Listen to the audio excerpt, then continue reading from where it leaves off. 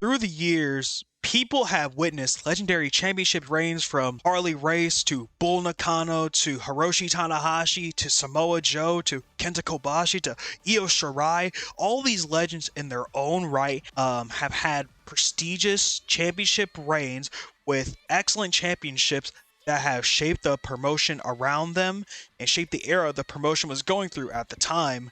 Many of these reigns came from eras people look back on fondly or with perception of things being better. There is one reign from this era I want to talk about today, one that really showed people that the wrestlers in TJPW are nothing to mess with, a reign that opened a lot of eyes for a lot of people, one that was a story of overcoming your doubts and becoming someone you were always meant to be. We look back on Miyu Watanabe as Princess of Princess Champion in TJPW. Our story begins not on March 31st, 2024, not even on January 6, 2024, but on July 29th, 2023. Yuki Kamifuku versus Miyu Watanabe in the second round of the Tokyo Joshi Princess Cup.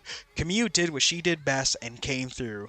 Kamiyu manipulated and exploited Miyu Watanabe, getting angrier and angrier with every passing moment, and was able to beat Miyu Watanabe because of it. It was a decision no one saw coming, and a decision that was the first step in this story. On December 1st, 2023, the 10th anniversary for TJPW, Suzuki, Yuka Sakazaki, Miyu Watanabe, Shoko Nakajima, and Rika Tatsumi fought the team of Arisu Endo, Suzume, Moka Miyamoto, Yuki Arai, and Miyu Watanabe in a 2 out of 3 falls match where the Pillars plus Mizuki would pick up the win, going 2-1 with Miyu Yamashita, the current Princess champion at the time, scoring the winning pinfall on Miyu Watanabe. Watanabe and Yamashita at this point are 2-1 in singles matches. Their latest match at that point was the Up Girl picking up a shock victory over the Pink Striker. On January 6th, Watanabe faced off against Rika Tatsumi, Mizuki, Shoko Nakajima, and Kamiyu in an elimination match, and the winner would be the number 1 contender for Miyu Yamashita's Princess of Princess belt. Miyu Watanabe would win the match by last eliminating the person who frustrated Miyu Watanabe to the point to where she couldn't even win the Tokyo Princess Cup in the previous year, Yuki Kamifuku. In March that year, Yamashita and Watanabe had a contract signing for their upcoming match, and Yamashita vented her frustration for losing to Miyu Watanabe the previous year and gave praise to the Up Girl, but firmly stayed confident in repeating that she would not lose to Miyu Watanabe and getting her revenge. While Miyu Watanabe said the win the previous year was only momentarily, and Yamashita had gotten so much better and better since then. And they also mentioned that if Miyu Watanabe wins this, she will be the first person of the new generation to win the Princess belt. Watanabe explained how she will lead the way for the newer wrestlers after her. On March 31st at Grand Princess that year, as Yuki Arai defended her International Princess Championship against Yuki Kamifuku, and Daisy Monkey won the Princess Tag Team Championship from Yuki Aino and Anaki, Miyu Watanabe found the last piece of the puzzle and won the Princess of Princess Championship from Miyu Yamashita in a fantastic and dramatic match. Arai, Daisy Monkey, and Miyu Watanabe posing at the end of the show truly signified a new era for TJPW, something big to come. A new era.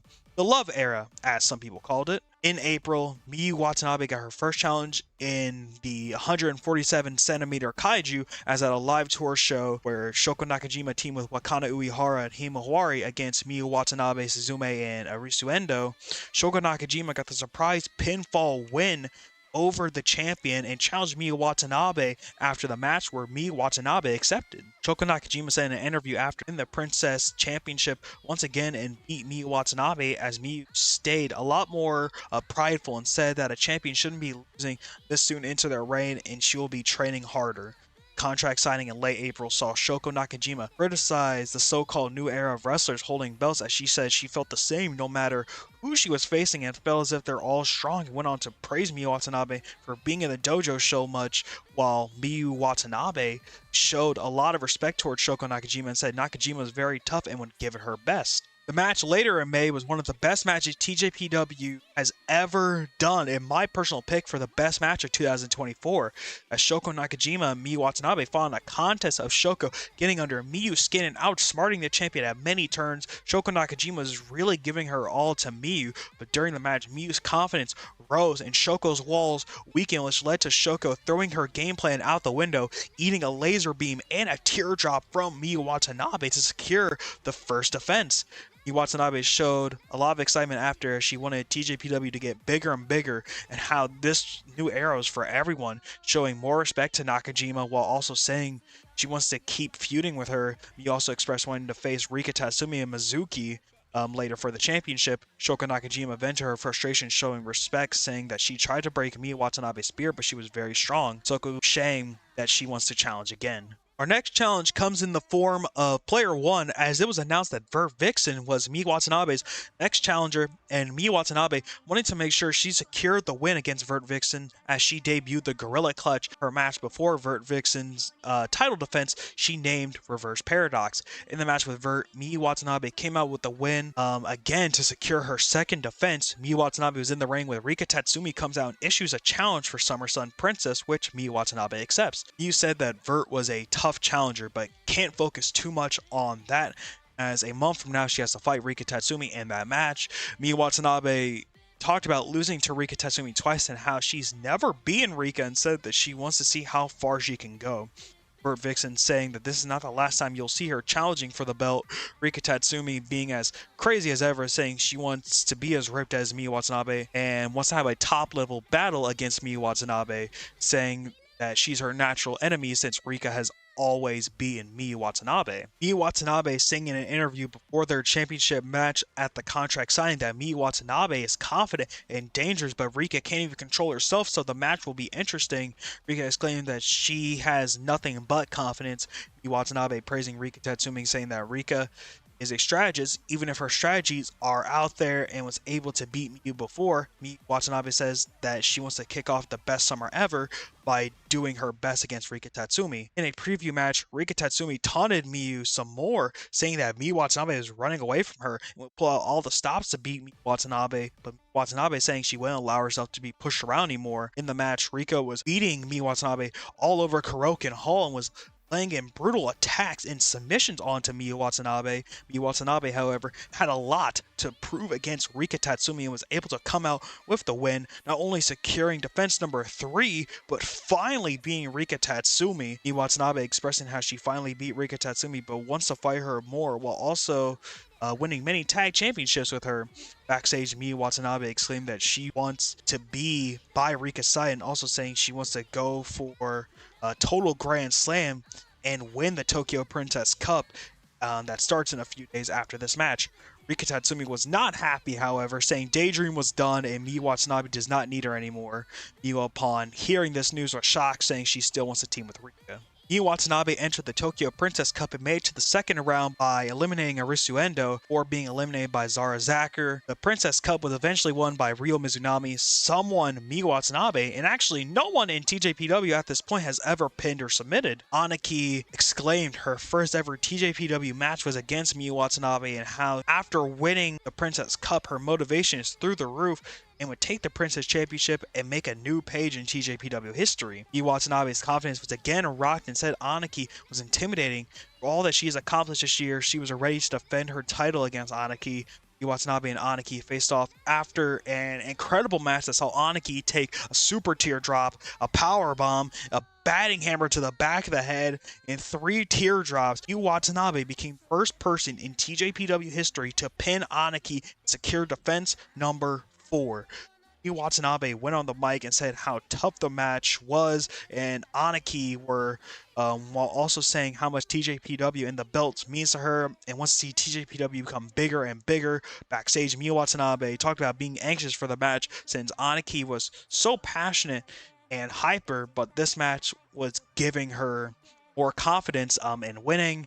Aniki put over Miyu Watanabe being the first win against her and being able to counter a bunch of her big moves, saying Miyu Watanabe was stronger that day, but her spirit will not be crushed. Miyu Watanabe's next challenge was announced on October 14th, as she was set to face against the person who eliminated her from the Princess Cup, Zara Zakher. It was announced that later at the TJPW Bright Eyes event that Miyu Watanabe would team with Shoko Nakajima to face Zara and Yuki Aino, the latter team being victorious as Zara pinned Miyu Watanabe again. Miyu Watanabe's doubts as that she was weak. Miyu Watanabe has doubts and believes that she is weak, but asked the fans for support on her way to her title match against Zara, as Zara is confident, saying she wants to take that title from Miyu Watanabe.